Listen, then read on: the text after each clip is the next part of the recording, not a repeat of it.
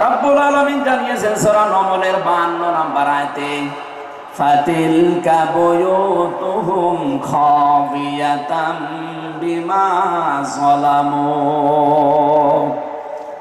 হে নবী, একটু তাকান জালেমদের এই বাড়ির দিকে।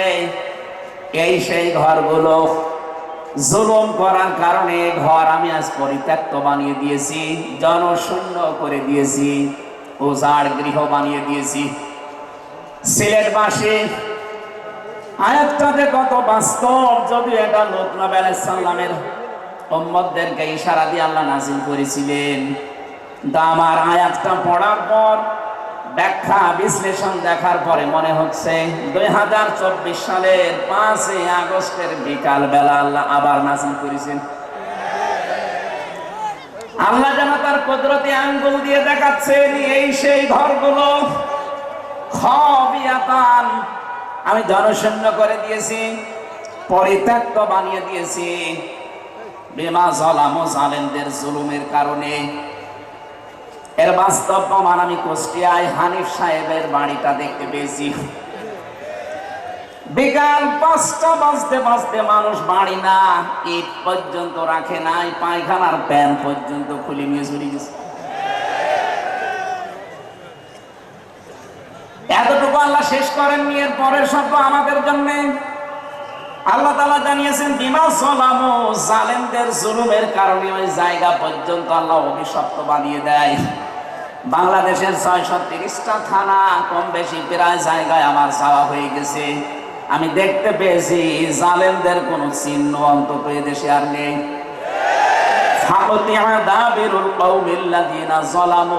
আল্লাহ বলেন জালেমদের শিকড় কাটা হয়ে গেছে। এর ফাইল বা কর্তা জানা নেই। আল্লাহ বলেন জালেমদের শিকড় কাটা হয়ে গেছে, কে কেটেছে জানা নেই। সারা দেশে জালেমদের বাড়ি ঘরগুলোর দিকে এখন একটু তাকান। আমি তো যেই কয়টার দিকে তাকালাম দেখি মানুষ 8-9 জন 10 জন করে যায়, কেউ এদিকে কেউ এদিকে কেউ এদিকে, সব মনে হচ্ছে জামাতবদ্ধ টয়লেট চলছে। আল্লাহ জালেমদের বাড়ি পর্যন্ত অভিশপ্ত এমনি করে নাই, আমাদেরকে শিক্ষা দিতে চেয়েছেন এটা। এদের এত বড় শিকড় যদি সমূলে আমি উপড়িয়ে ফেলতে পারি, ইন্না ফি যালিকা লাআয়াতাল লিকাউমিন ইয়ালামুন। এখানে লামে তাকিদ আছে, এখানে কত আলেম বসে আছে। শব্দ শুরুই করেছেন আল্লাহ ইন্না দিয়ে, মাঝখানে লামে তাকিদ দিয়েছেন। আল্লাহ পাক বলেন অবশ্যই এর ভেতরে শিক্ষা আছে তাদের জন্য যারা জ্ঞানী সম্প্রদায়।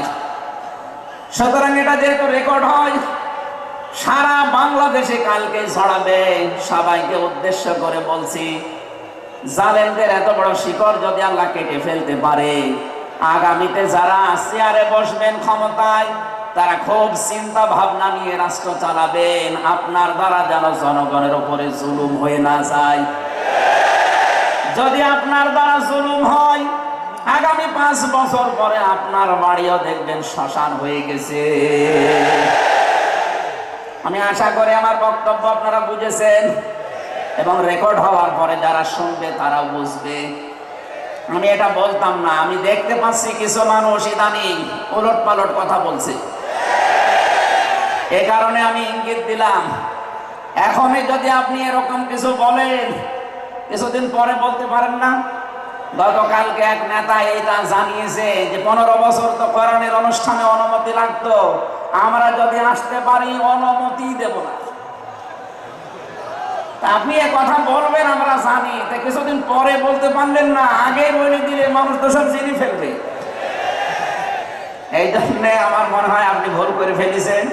আপনি আস্তাগফিরুল্লাহ বা তওবা করে নেবেন, থুকু এরকম কিছু দিয়ে অন্তত ফিরে আসবেন যে না এটা এখন আমি বলবো না, কিছুদিন পরে বলবো।